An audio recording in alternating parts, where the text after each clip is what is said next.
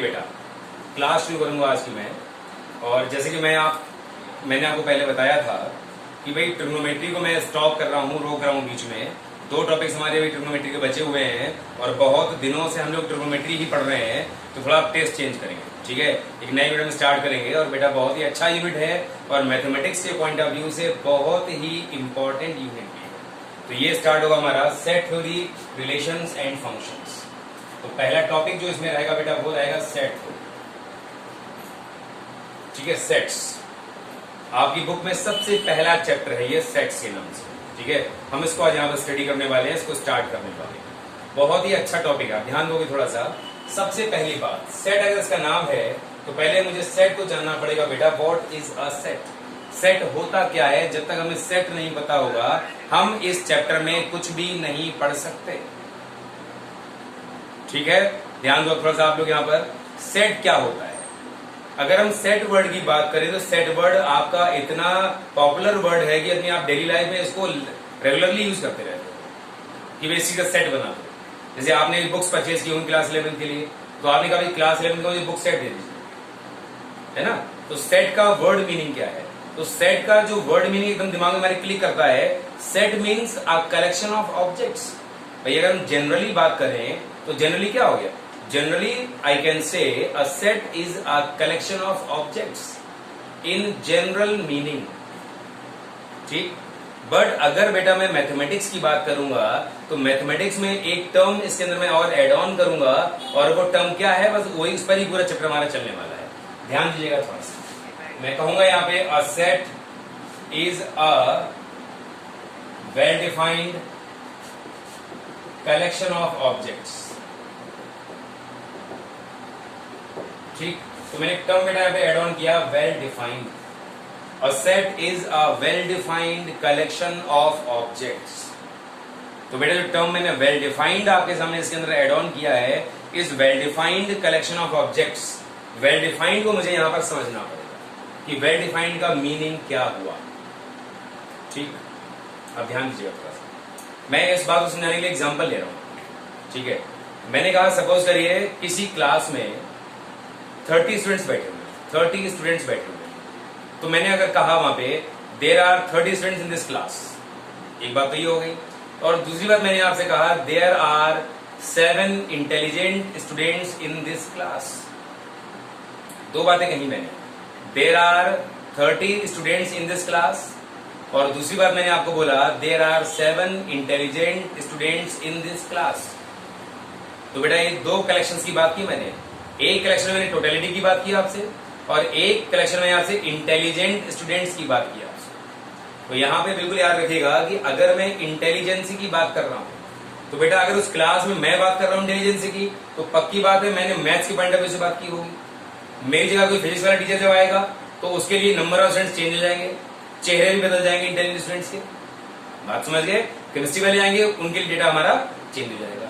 लेकिन अगर मैं टोटलिटी की बात करूं, 30 स्टूडेंट्स की बात करूं, तो मैं काउंट करूं, चाहे फिजिक्स वाले टीचर काउंट करें, चाहे केमिस्ट्री वाले काउंट करें, चाहे इवन एक पियोन को मैं बुला लूं, उसको अगर काउंटिंग आती है तो उसको मैं काउंट करने को बोल दूंगा, तो 30 ही बोलेंगे सारे के सारे लोग। तो बेटा वो कलेक्शन जो पर्सन टू पर्सन वेरी नहीं करता है, हर बंदे के लिए सेम रहता है, that is called well defined. उसको ही हम लोग वेल डिफाइंड कहते हैं, जो वेरी ना करे। इंटेलिजेंसी वेरीज, भाई मेरे लिए इंटेलिजेंट बच्चे अलग हैं, फिजिक्स वालों के लिए अलग है, केमिस्ट्री वालों के लिए अलग। बात समझ गया? तो किसी भी कलेक्शन में मैं अगर एडजेक्टिव वर्ड के पॉइंट ऑफ व्यू से बात करूंगा, इंटेलिजेंट, इंटेलिजेंसी क्या हो गया? एडजेक्टिव हो गया। तो ये कभी वेल डिफाइंड नहीं हो सकता है, क्योंकि ये सबके लिए अलग अलग चीजें होंगी। इसका मतलब सबके लिए अलग अलग होगा। एक और एग्जाम्पल ले रहा हूं, मैं कहूं बेटा आपसे there are 11 players in a cricket team. मैंने कहा there are 11 players in a cricket team, ठीक। और मैंने सेकंड एग्जांपल लिया, there are 3 good batsman in Indian cricket team. बोलिए कौन हुआ इसके अंदर well defined?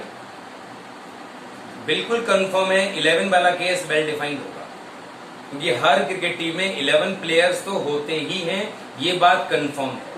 But good batsman, ये मेरा अपना पॉइंट ऑफ व्यू है, मेरा ओपिनियन है। किसी को उसमें 2 ही अच्छे लगते हो, क्योंकि क्या है, इंडिया में कोई प्लेयर अच्छा खेलता ही नहीं है। बात समझ गए ना? तो ये opinion person to person change होती रहेंगी। तो ऐसा कलेक्शन जो पर्सन टू पर्सन चेंज होता रहेगा, ऐसा कलेक्शन कभी भी वेल डिफाइंड नहीं हो सकता। वेल डिफाइंड कलेक्शन वही होता है जो सबके लिए हमेशा यूनिफॉर्म रहे, सबके लिए हमेशा सेम रहे, हर बंदा उसके लिए सेम तरीके से अपना ओपिनियन दे। आप समझ गए? तो वेल डिफाइंड का मतलब बेटा यहां पे हो गया which does not vary from person to person. ठीक है बेटा, जो पर्सन टू पर्सन वेरी नहीं करेगा, that is called well defined collection. बोलिए, मुझे नहीं लगता इसके अंदर कोई डाउट आपको बचा होगा। कलेक्शन ऑब्जेक्ट सभी दिमाग में था। वेल डिफाइंड क्या है मैंने समझा दिया आपको। एक ऐसा कलेक्शन जो पर्सन टू पर्सन वेरी ना करे, ऐसा कलेक्शन जो हर बंदे के लिए हमेशा सेम रहे, तो ऐसा कलेक्शन हमारा वेल डिफाइंड कहलाता है। और मैंने दो एग्जाम्पल लिया आपके सामने, ठीक, दोनों से मुझे लगता है आपको क्लियर हो जाना चाहिए। ठीक है, अब जैसे मैं कुछ एग्जांपल लूं आपके सामने यहाँ पर कि भाई कौन सा कलेक्शन हमारा यहाँ पे सेट कहलाए, कौन सा नहीं कहलाएगा। जैसे मैंने कहा आपसे, the collection of all girls in a class, किसी भी क्लास में अ collection of all girls, all girls की बात चल रही है, जो वेल डिफाइंड हो गया, सेट हो गया। मैं कहूं आपसे the collection of novels written by Munshi Premchand, a collection of novels written by Munshi Premchand, ये भी बेटा सबके लिए सेम ही रहेगा। अगर मैं यहां कह देता a collection of good novels written by Munshi Premchand, तो बेटा goodness varies, totality does not vary. ठीक है ना? मैं और एग्जांपल लूं, a collection of prime numbers, तो वेरी नहीं करेगा। प्राइम नंबर्स जो होते हैं वो होते ही होते हैं, तो ये भी क्या हो गया, ये भी एक सेट हो गया। मैं कहूं अ collection of all natural numbers less than 50, तो 50 से छोटे सारे नेचुरल नंबर जो हैं वो सबके लिए वही रहने वाले हैं, वो कभी चेंज नहीं होंगे, तो ये भी क्या हो गया, एक सेट ही हो गया हमारा। बात समझ गए? तो कुल मिला के बस आपको यही समझना है, जो टर्म मैंने यहाँ पे ऐड ऑन किया वेल डिफाइंड, इसका मतलब क्या है।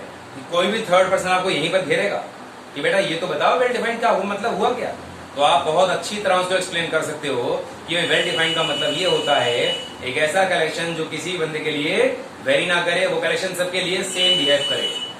ठीक, तो ऐसा कलेक्शन हमारा वेल डिफाइंड कलेक्शन कहलाता है। अब यहाँ पे कुछ इंपॉर्टेंट सिंबल्स आ रहे हैं, आप ध्यान दोगे इस पूरे चैप्टर में उसको यूज करने वाले हैं। इंपॉर्टेंट सिंबल्स ध्यान दोगे आप। बेटा सबसे पहला सिंबल हमारे पास जो आता है वो आता है ये, इसको हम बोलते हैं यहाँ पर बिलोंग्स टू। सिंबल क्या शो करता है हमारा, बिलोंग्स टू शो करता है। फिर बेटा एक सिंबल होता है हमारे पास, कोलन लगा दिया हमने, या ऐसे लाइन ड्रॉ कर दी, या हमने ऐसे एस डॉट टी डॉट लिख दिया, बेटा ये कहलाता सिंबल हमारा सच दैट। ये जो मैं सिंबल यहाँ पे लिख रहा हूं, ये यहाँ के बाद थ्रू आउट द मैथमेटिक्स आपके यूज में आने वाले हैं। पूरे मैथमेटिक्स में यही सिंबल हमेशा यूज में आने वाले हैं, इसमें कोई भी डाउट आपको कभी भी नहीं होना चाहिए, बिल्कुल भी। ठीक है, और आगे बढ़ेंगे हम इसमें थोड़ा सा। मैंने कहा आपसे this one implies that, implies that। मैंने कहा आपसे बेटा डबल साइड एरो, मैंने कहा implies and is implied by, मतलब ये इम्प्लाई कर भी रहा है और इम्प्लाई हो भी रहा है। ठीक, एक होता बेटा मेरे पास आई डबल एफ, इसका मतलब हो गया इफ एंड ओनली इफ। ठीक, और बेटा एक हो गया हमारा उल्टा कैपिटल ई, ये हो गया देयर एग्जिस्ट्स। ठीक है, और बेटा यहां पर सिंबल के नाम पे आपके सामने क्या आ सकता है, बाकी तो आपकी सिंबल ऐसा खास बचा नहीं है, कोई और बचेगा मुझे याद आएगा मैं आपको नोट करा दूंगा। अगर आप लिख रहे हो तो मैं छोड़ दीजिए।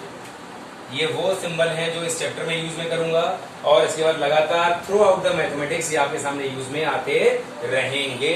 इसमें कोई आपको जो है कंफ्यूजन कभी भी नहीं होना चाहिए, हमेशा बिल्कुल टिप पे रहना चाहिए। ठीक, अब आइए बेटा यहाँ पर थोड़ा सा, अब एक चीज आपके सामने यहाँ पर आने वाली है, स्टैंडर्ड सेट्स, सेट नोटेशंस। ध्यान दो आप थोड़ा सा, स्टैंडर्ड सेट नोटेशंस।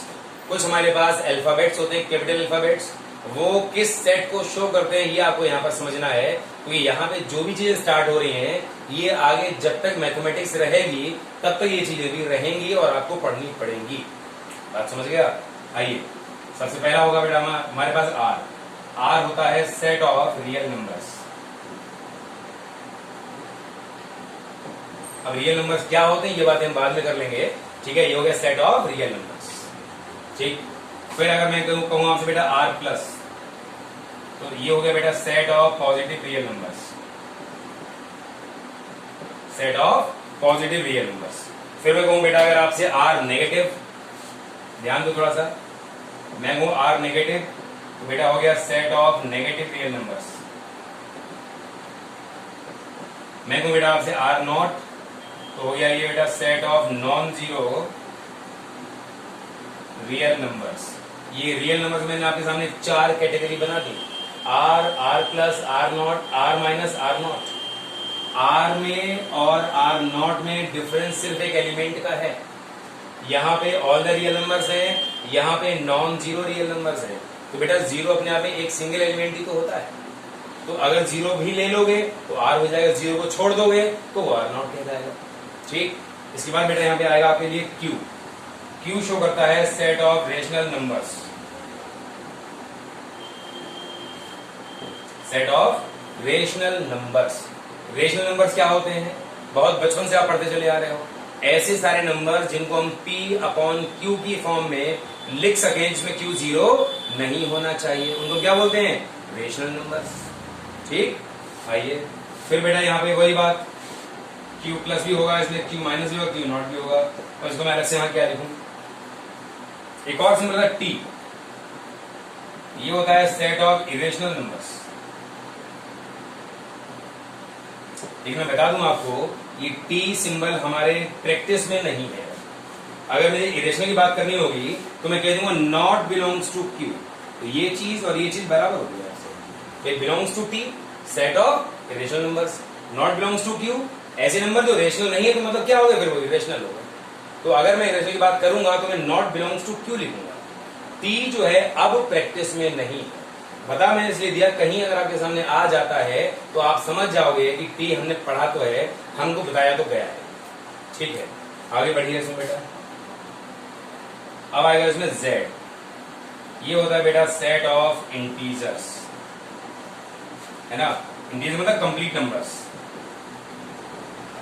जिसकी बात मैं लगातार आपसे कर रहा था कि इसमें trigonometric equations topic. Complete numbers मतलब जीरो, फिर 1 2 3 4 पॉजिटिव वाले में और -1 -2 -3 नेगेटिव में, ये सब क्या है? इंटीजर्स है।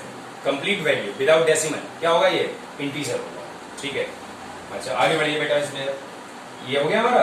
अब इसके बाद आएगा हमारे पास W, ये हो जाएगा set of whole numbers.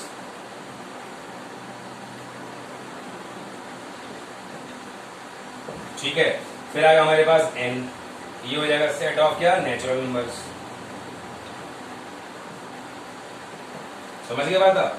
Whole numbers में और नेचुरल नंबर्स में क्या डिफरेंस होता है? होल नंबर्स बेटा क्या हो गए? होल नंबर्स हो गए आपके 0 1 2 3 and so on. Natural number क्या हो गए बेटा? 1 2 3 and so on. Natural number को बेटा हम लोग Z प्लस भी कह सकते हैं। भाई पॉजिटिव इंटीजर्स ही तो हो गए सारे के सारे, 1 2 3 4 and so on. Positive integer में अगर 0 भी ले लोगे तो हमारा होल नंबर हो गया। और अगर आप इंटीजर की बात करते हो तो क्या हो गया? 0 1 2 3 इधर हो गए, इधर -1 -2 -3 एंड सो ऑन इधर हो गए। ये सब क्या हो गया? हमारी इंटीजर्स क्या है, ठीक है। तो इतने टाइप के हमारे पास सिंबल हैं जो डिफरेंट डिफरेंट स्टैंडर्ड नंबर्स के सेट्स को रिप्रेजेंट करते हैं, ठीक। तो मैंने आपके सामने बात की सेट क्या होता है, उसकी डेफिनेशन के बारे में प्रॉपर्ली मैंने एक्सप्लेन किया। फिर मैंने आपसे बात की इंपॉर्टेंट सिंबल्स के बारे में। फिर मैंने आपसे बात की स्टैंडर्ड सेट नोटेशंस के बारे में। जो भी बात चल रही है बहुत ही इंपॉर्टेंट है, बिल्कुल पत्थर की लकीर मान के दिमाग में बिठा लीजिएगा, क्योंकि यहाँ ये पहली बार आया है, अब ये आता ही रहेगा जब तक आप मैथ्स पढ़ोगे। इसलिए मैं कह रहा हूं आपसे, जैसे आपने बचपन में सीखा क्लास सेकंड थर्ड में ऐड करना, सब्ट्रैक्ट करना, मल्टीप्लाई करना, डिवाइड करना, तो वहां सीखा जब तक मैथ्स आप पढ़ोगे तब तक ऐड करना, सब्ट्रैक्ट करना, मल्टीप्लाई करना, डिवाइड करना, ये चारों फंडामेंटल ऑपरेशंस यूज में आते ही रहेंगे। ऐसे ही अब 11th में आप ये चीजें जब सीख रहे हो तो इसके आगे जहां तक आप मैथ्स पढ़ोगे ये चीजें हमेशा आपके यूज में आती ही रहेंगी, ये इनसे आप कभी बच नहीं पाएंगे। तो इसीलिए मैं इसमें ज्यादा जोर दे रहा हूं आपसे कि इसको ऐसे पढ़िए, ऐसे समझिए कि कहीं कोई डाउट नहीं रहे। और डाउट्स के लिए मैंने आपको बताया हुआ है कि डाउट्स के लिए परेशान किसी को नहीं होना है और डाउट पूछने में हेजिटेट तो बिल्कुल नहीं करना है आपको। मैंने तरीका बताया था आपको। व्हाट्सएप पे आप चाहे तो डायरेक्ट क्वेश्चन मुझे पिक उसका भेज दें, चाहे उसका एक वॉइस क्लिप मुझे बना के भेज दें, कैसे भी भेज दें, मैं आपको उसका आंसर दे दूंगा। बात समझ गए ना? तो क्वेश्चन पूछने में बिल्कुल हेजिटेशन आपको नहीं होनी चाहिए। अपनी क्वेरी आप पूछते रहेंगे बिल्कुल लगातार कंटिन्यूअसली। ठीक है, चलिए बेटा की बात करें। नॉन जीरो का मतलब हो गया जिसमें जीरो नहीं आएगा, उसको हम बोलेंगे नॉन जीरो। अब सपोज करिए मैं आपसे कहूं यहाँ पे ये लिखा मैंने 1 2 3 एंड सो, ये क्या है? ये मेरा पॉजिटिव इंटीजर्स है। ठीक है, ये सारे हमारे नॉन जीरो नंबर्स हैं, इसके अंदर जीरो नहीं आ रहा। ये नॉन जीरो नहीं है, इसके अंदर जीरो भी आता है। तो नॉन जीरो का मतलब बेटा हो गया विच हैज नॉट जीरो, जो जीरो नहीं रखता है that is non zero. A set which has not zero is said to be non zero, मतलब जीरो नहीं है उसके अंदर, वो नॉन जीरो हो गया। ठीक है, अब आइए बेटा इसमें थोड़ा सा आगे। Representation of a set, representation of a set, किसी भी सेट को हम लोग बेटा रिप्रेजेंट कैसे करें, दैट इज द पॉइंट। बहुत इंपॉर्टेंट पॉइंट। भाई मैंने समझा दिया what is a set, set क्या होता है ये तो मैंने बता दिया आपको, लेकिन हाउ टू रिप्रेजेंट इट, कैसे हम इसको लिखें, कैसे हम इसके बारे में बात करें मैथमेटिक्स में, ये बात आपको समझ आने वाली है। Representation, how to represent it. ठीक है, तो बेटा इसको रिप्रेजेंट करने के मेरे पास दो मेथड्स, कौन कौन से? एक कहलागा हमारे पास रोस्टर फॉर्म और एक कहलागा बेटा हमारे पास सेट बिल्डर फॉर्म। ठीक, रोस्टर फॉर्म को बेटा हम लोग यहां पर कह सकते हैं टेबुलर मेथड भी कह देते हैं हम इसको, हम बेटा इसको लिस्टिंग मेथड भी कह देते हैं। ये सारे नाम जो बता रहा हूं आपकी बुक्स में नहीं दिए हुए हैं। ठीक, ये नाम मैंने अपने पास से बताया आपको, या अदर बुक्स में है, आपकी बुक में ये नाम नहीं मिलेंगे, वहां उन्होंने सिर्फ रोस्टर फॉर्म बोला होगा। ठीक, सेट बिल्डर फॉर्म को बेटा हम लोग यहाँ पर रूल मेथड भी कह देते हैं, रूल मेथड। ठीक, आपकी बुक्स में केवल उन्होंने रोस्टर फॉर्म बोला है, इसको उन्होंने सेट बिल्डर फॉर्म बोला है। अब आप समझिए what is a roster form and what is a set builder form, ये आपको यहाँ पर समझना है। चलिए बेटा मैंने हेडिंग लिया यहाँ पे पहले रोस्टर फॉर्म। रोस्टर फॉर्म पहले मैं आपको इसको समझाने के लिए एग्जांपल ले रहा हूं, उसके बाद मैं इसकी डेफिनेशन आपके सामने नोट डाउन करूंगा। ठीक है, अब ध्यान दीजिएगा थोड़ा सा। मैंने एग्जांपल लिया सेट ऑफ बॉबल्स, सेट ऑफ बॉबल्स, मुझे बॉबल्स के सेट को लिखना है रोस्टर फॉर्म में। तो याद रखिएगा किसी भी सेट का जो नोटेशन होता है वो हमेशा कैपिटल लेटर्स में ही होता है। आपने मान लिया सेट को ए नाम दे दिया, सपोज करिए ए इज अ सेट, और सेट बेटा हमेशा ही क्या होता है, कर्ली ब्रैकेट में एनक्लोज रहता है, ये दूसरी बात होगी। सेट का नोटेशन हमेशा हम लोग जो सपोज करते हैं कैपिटल लेटर में सपोज करते हैं, और सेट हमेशा ही कर्ली ब्रैकेट में एनक्लोज रहता है। और उसके बाद सेट के अंदर जो एलिमेंट्स आते हैं वो सारे के सारे कॉमा से सेपरेटेड किए जाते हैं। सेट ऑफ वोवेल्स, वोवेल्स क्या होते बेटा? A E I O U. तो मैंने A comma E comma I comma O comma U curly bracket में एनक्लोज कर दिया। So this shows a set of vowels in roster form. अगर मुझे इसको लिखना है रोस्टर फॉर्म में तो मैं क्या करूंगा, सारे एलिमेंट्स को नोट करूंगा। तो बेटा रोस्टर फॉर्म का मतलब क्या हो गया कि आप सेट के अंदर सारे एलिमेंट्स को लिख दीजिए। उस सेट के अंदर जो भी एलिमेंट आने हैं उन एलिमेंट्स को अगर आप सेट के अंदर लिख देंगे, सेट के अंदर मेरे कहने का मतलब क्या हुआ बेटा, सेट के अंदर कहने का मतलब मेरा है कि कर्ली ब्रैकेट में एनक्लोज करना। कर्ली ब्रैकेट के अंदर कुछ भी लिखना हो क्या लगेगा, सेट के अंदर लिखना। ठीक है, तो कर्ली ब्रैकेट के अंदर मुझे क्या करना होगा, मुझे इस सेट में आने वाले जितने भी एलिमेंट्स है सारे के सारे नोट डाउन कर देंगे। इसीलिए बेटा इसका नाम हुआ टेबुलर मेथड, एक टेबल सी बना दी मैंने, इसलिए नाम उसका लिस्टिंग मेथड। मैंने सारे एलिमेंट्स में यहाँ पर लिस्ट कर दिया। बात समझ गए? तो अगर मैं किसी भी सेट के सारे एलिमेंट्स को as it is note down कर देता हूं, लिस्ट कर देता हूं, तो वो वाला मेथड, वो रिप्रेजेंटेशन हमारा रोस्टर फॉर्म कहलाता है। ठीक, एक और एग्जांपल ले रहा हूं मैं आपके सामने। मैंने कहा set of first 5 natural numbers. ठीक है बेटा, set of first 5 natural numbers, मैंने फिर से इसको एक ही नाम दे दिया। शुरू के 5 नेचुरल नंबर कौन कौन से होंगे? 1 2 3 4 5। जो भी वैल्यू आ रही हैं उन वैल्यूज को मुझे सेट के अंदर मींस कर्ली ब्रैकेट के अंदर डायरेक्टली लिस्ट कर देना है इन रोस्टर फॉर्म। अगर हमें रोस्टर फॉर्म में लिखना है तो सारे एलिमेंट्स को डायरेक्टली मुझे लिस्ट कर देना है, लिख देना है। तो बेटा दिस इज 1 2 3 4 एंड 5। ये कहानी हमारी यहाँ पर। अब आप इसकी डेफिनेशन पे आ जाए। अगर हम इसकी डेफिनेशन की बात करेंगे आपसे बेटा, तो इसकी डेफिनेशन की बात हम क्या करेंगे? जो मैंने आपको समझाया है बस वही मैं यहाँ पे नोट करने वाला हूं, कोई अलग बात यहाँ पर आपके सामने नहीं आने वाली है। ठीक है, चलिए जी ध्यान दीजिए थोड़ा सा। मैंने कहा in roster form we list all the elements in a curly bracket, ठीक है, and separate them by commas. ठीक है, तो मैंने कहा रोस्टर फॉर्म में हम सारे एलिमेंट्स को लिस्ट कर देते हैं इन अ कर्ली ब्रैकेट और हम सारे एलिमेंट्स को कॉमा से सेपरेट कर देते हैं। तो ये बात होगी बेटा आपके सामने रोस्टर फॉर्म के बारे में। अब बेटा आपसे बात मैं करूंगा सेट बिल्डर फॉर्म के बारे में।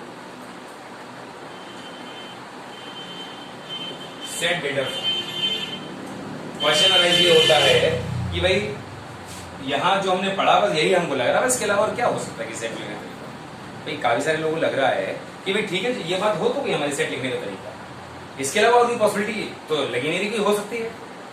ठीक, तो आप देखेंगे यहाँ पे एक और पॉसिबिलिटी यहाँ पर होती है। क्या होती है पहले मैं एग्जाम्पल ले रहा हूं, उसके बाद ही मैं इसमें आगे बढ़ूंगा। मैंने बोला अ सेट ऑफ वॉवेल्स, ये नाम दिया मैंने, ये कंफर्म है कि आएगा कर्ली ब्रैकेट के अंदर ही अगर सेट है तो। इसमें कोई इफ एंड बट कभी भी आपको नहीं होना चाहिए। कभी भी कोई चीज कर्ली ब्रैकेट के अंदर लिखी हुई है that means that shows always a set. इसमें कोई भी डाउट कोई भी कंफ्यूजन कभी आपको नहीं होना चाहिए। ठीक है बेटा, अब ध्यान दो यहाँ पे। मैंने कहा x such that x is a vowel. अभी समझाता हूं। मैंने कहा बेटा इस सेट के अंदर सारे x टाइप के एलिमेंट आए। सच दैट, इस मैंने कहा था सच दैट का होता है कोलन, जिसको आप पहले कोलन कहते थे, वो यहाँ पर सच दैट कह रहा है। x टाइप के सारे एलिमेंट्स। अब मुझे बताना है कि x है क्या यहाँ पर, तो मैंने कहा such that x is a vowel. तो कंफर्म हो गया कि इसके अंदर जो x आ रहा है वो एक वॉवेल है। दैट मीन्स जो जो वॉवेल हो सकते हैं वो सारे इसके अंदर आने लग जाएंगे। तो बेटा ये चीज जो शो कर रहा है वही सेम चीज बेटा ये शो कर रहा है, बस केवल और केवल लिखने के तरीके में डिफरेंस आता है। यहां पे हम क्या करते हैं, एलिमेंट्स को डायरेक्टली मेंशन नहीं करते, हम एलिमेंट्स को उनकी कैरेक्टरिस्टिक्स के थ्रू डिस्क्राइब करते हैं। मुझे यहां बताना होता है कि एक्चुअली जो एलिमेंट आना है उसकी अपनी प्रॉपर्टी क्या है, उसकी अपनी क्वालिटी क्या है, उसकी अपनी कैरेक्टरिस्टिक्स क्या है, बस वही लिखनी है। जनरल कोई नाम दे दिया मैंने x टाइप का, x सच दैट x क्या है मैंने बता दिया, दैट्स इट। ठीक, एक और एग्जांपल ले रहा हूं, वही वाला एग्जांपल सेम ही ले रहा हूं बिल्कुल, इससे कंफ्यूजन ना हो। A set of first 5 natural numbers। आइए शुरू के 5 नेचुरल नंबर्स की बात चल रही, फिर वही बात, एलिमेंट तो मुझे लिखने हैं नहीं बिल्कुल, तो मैंने नाम दे दिया, यहाँ पे मैंने एक्स नाम दे दिया, एक्स सच है। अब मुझे यहाँ बताना है कि व्हाट इज एक्स, एक्स है क्या, बस ये होगा।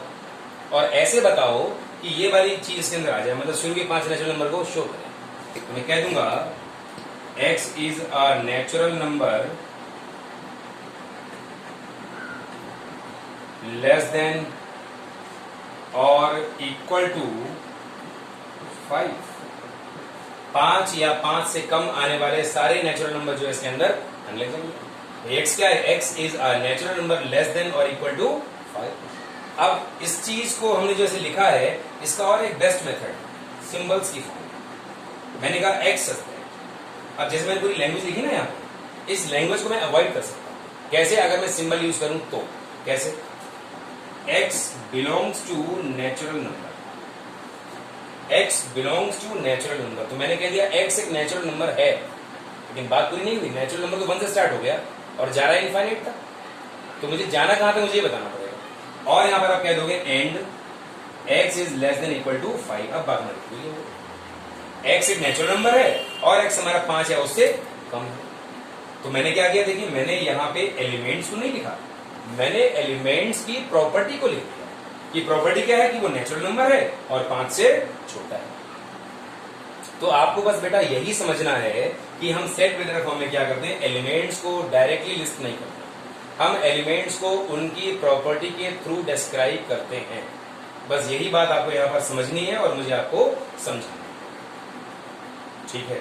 इसमें कोई इफ एंड बट आपको कभी भी नहीं होना चाहिए, और अगर है तो विदाउट एनी हेजिटेशन आप अपना क्वेश्चन, अपनी क्वेरीज कभी मुझसे पूछ सकते हैं, ठीक है। चलिए बेटा, तो अब जैसे यहाँ पे भी हमने 2 तरीके बताया आपको, एक ये वाला उतना अच्छा तरीका नहीं माना जाएगा। भाई हमारे पास सिंबल है तो हम सिंबल्स में यूज करें। मैथमेटिक्स में जितना सिंबल यूज करोगे उतना आपके लिए हमेशा बेटर माना जाएगा, अच्छा माना जाएगा। ये माना जाएगा आपको चीजें आती हैं, आपने चीजें सीखी हुई, ठीक है। अब मैं यहाँ पे कुछ क्वेश्चंस लूंगा, ठीक है, कि मैं रोस्टर फॉर्म में उसको लिखूंगा या सेल लेटर फॉर्म में लिखूंगा, ये सारे काम आपको करने पड़ेंगे, ठीक है। मैं यहाँ पे क्वेश्चंस ले रहा हूँ कुछ।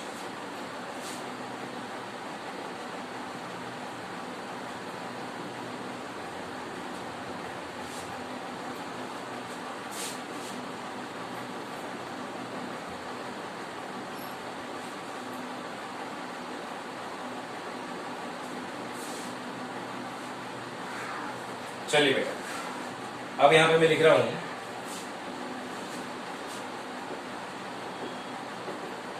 राइट द फॉलोइंग सेट्स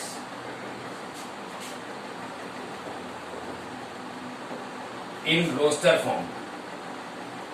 मैंने क्वेश्चन दिया आपको, मैं कुछ सेट यहां पे ले रहा हूं जिनको आपको रोस्टर फॉर्म में लिखना है, ठीक है। चलिए मैं कुछ लिख रहा हूं और आप उसे मैंने यहां चेंज करके मुझे बताओ। मैंने कहा set of all letters in word mathematics, ठीक। सेकेंड यहां पे बेटा ले लोगे आप a set of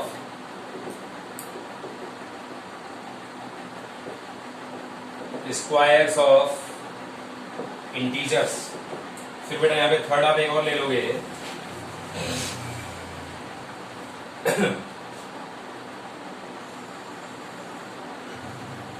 जैसे मैंने कहा x such that x is a positive integer and a divisor of 9, ठीक है बेटा। फिर मैंने यहां पे लिया आपके लिए x such that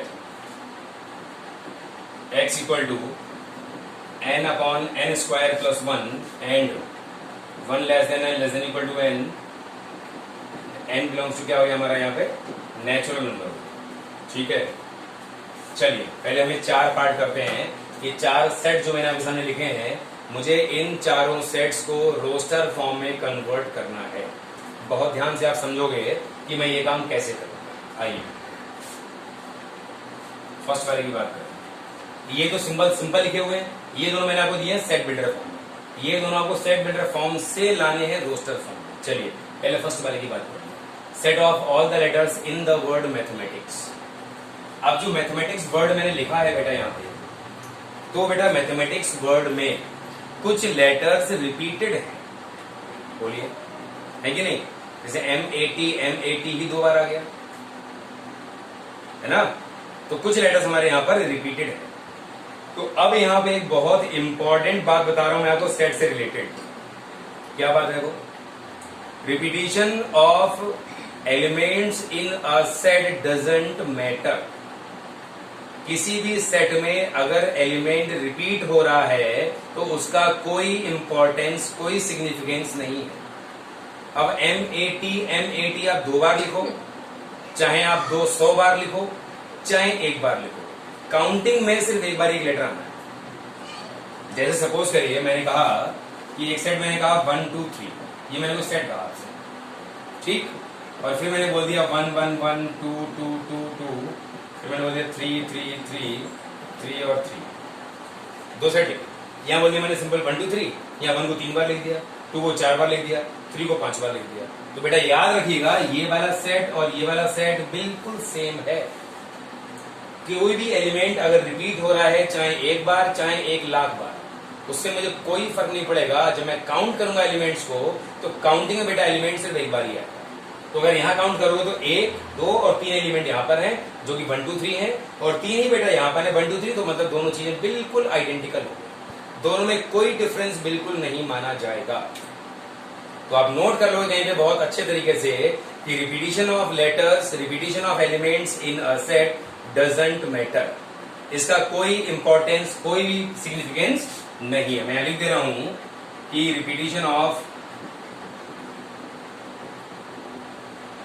elements in a set doesn't matter, मतलब इसकी कोई अपनी इंपॉर्टेंस बिल्कुल भी नहीं। ठीक, अब दूसरी बात समझिए। जैसे एक चीज होती है cardinal number of a set, cardinal number of a set, किसी भी सेट का कार्डिनल नंबर। तो एक्चुअल में कहना चाहते हैं आपसे किसी भी सेट में आने वाले नंबर ऑफ डिस्टिंक्ट एलिमेंट्स, या सिंपल नंबर ऑफ एलिमेंट्स की तो भी हमें ढूंढना डिस्टिंक्ट ही है। मतलब एक एलिमेंट को दोबारा मैं काउंट कभी करूंगा नहीं, चाहे मैं डिस्टिंक्ट वर्ड बोलूं चाहे ना बोलूं। तो कार्डिनल नंबर का मतलब हो गया सीधा सीधा नंबर ऑफ एलिमेंट्स। आप सिंपल सिंपल ये मान लीजिए, ठीक है। तो आप लिख लोगे यहाँ पे total number of distinct elements in a set. अब जैसे मैंने एग्जांपल लिया था आपके सामने, मैंने ए बोल दिया आपके सामने 1 2 और 3 बोल दिया। तो बेटा नंबर ऑफ एलिमेंट्स को शो करता हूं मैं n ऑफ ए। सेट अगर ए है तो n of A shows number of elements in set ए। तो बेटा सेट ए में अगर नंबर ऑफ एलिमेंट्स काउंट करेंगे तो ये सिर्फ 3 ही होंगे, 1 2 और 3। तो क्या होगा number of elements 3। So cardinal number of this set is equal to 3।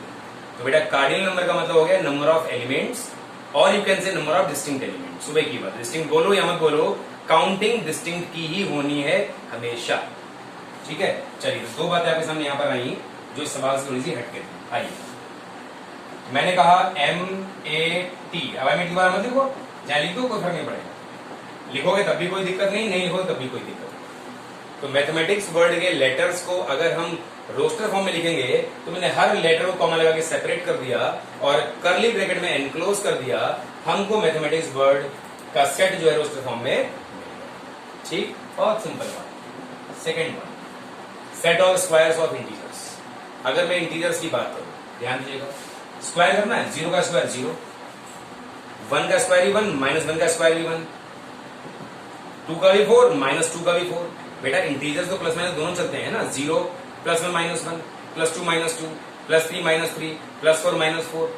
तो माइनस साइन का स्क्वायर करने में कोई डिफरेंस तो आएगा नहीं, ठीक। तो बेटा 2 का 4, 3 और माइनस दोनों का 9 हो गया, एंड सो ऑन। भाई इसको हम सारे लिख नहीं सकते, ये तो जा रहा है इनफाइनाइट तक, तो शुरू में 3 4 लिख के एंड सो ऑन लगा दिया, ठीक है। आगे आ जाइए, x such that x is a positive integer and a divisor of 9। मतलब 9 के ऐसे डिविजर्स जो एक पॉजिटिव इंटीजर हैं, मुझे वो सब निकालिए। डिविजर मतलब क्या हुआ, 9 को जिससे मैं डिवाइड कर सकूं। जैसे मैंने कहा आपसे a से n को मैंने डिवाइड किया और यहाँ पे क्या आ गया, मान ली m से मैंने n को डिवाइड किया, क्यों आ गया, तो यहाँ पे r बच गया। तो यहाँ पे n क्या है, this is called dividend. m क्या है हमारा, this is called divisor. q क्या है बेटा, this is called quotient. r क्या है बेटा, दिस इज कॉल्ड रिमाइंडर। तो ये बहुत आपकी 3rd 4th क्लास की चीजें हैं जो मैं आपको बता रहा हूँ। डिवीजर ये होता है जिससे मैं डिवाइड करता हूँ, जिसको डिवाइड करता हूँ वो डिविडेंड कहलाता है, जो मिलता है वो कोशिएंट कहलाता है, जो बचता है वो रिमाइंडर कहलाता है, ठीक है। आइए, तो बेटा ध्यान दो, पॉजिटिव इंटीजर शुरू होता है 1 से, 1 से 9 डिवाइड हो जाएगा बिल्कुल, 2 से नहीं हो पाएगा, 3 से हो जाएगा, 4 से नहीं होगा, 5 से नहीं होगा, 6 से नहीं होगा, 7 से नहीं होगा, 8 से नहीं होगा, खुद 9 से होगा। तो बेटा ऐसे 9 के डिवीजर जो एक पॉजिटिव इंटीजर्स भी हों वो 139 ही हो पाएंगे सिर्फ, ठीक है। आगे आ जाइए, x क्या है हमारे पास, x का फॉर्मेट है बेटा n on n² + 1, और n की वैल्यू बेटा 1 से बड़ी है और 3 से छोटी है। 1 से लेकर 3 तक गई है, मतलब 1 यूज करूंगा, 2 यूज करूंगा और 3 यूज करूंगा, because n is are natural number. So 1 से लेकर 3 तक से 3 नेचुरल नंबर आते हैं, 1, 2 एंड 3।